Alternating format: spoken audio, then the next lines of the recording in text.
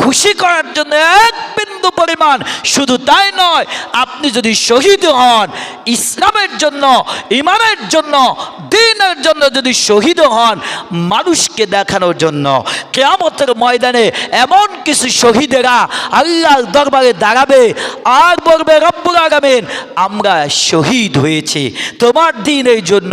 বলবেন না, তোমরা শহীদ আমার জন্য হও নাই, তোমরা হয়েছ, লোকেরা তোমাকে শহীদ বলবে, লোকেরা তোমাকে বাহবা দিবে, এই জন্য তোমরা হয়েছ, তোমাদেরকে সেই বাহবা আমি আল্লাহ দুনিয়াতে দিয়েছি, সুতরাং তোমাদের জায়গা এই কবরে জান্নাতের জায়গা হবে না।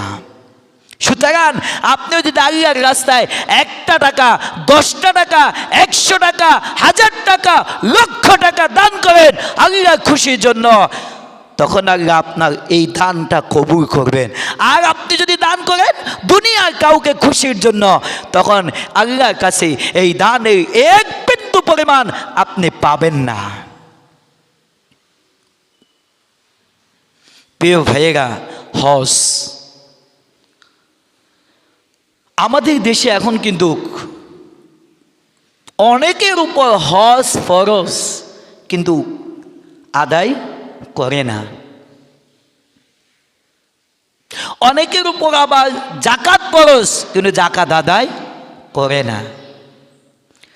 আমি মাসালায় দেখেছি বিলম্ব, অনেকে আপনার অর্থ সম্পদ আছে, এই বছর হজ আদায় করা আপনার উপর ফরজ, আপনি বলেন কি এই বছর নয়, আরেকটু সময় যাক, আগামী বছর আদায় করব।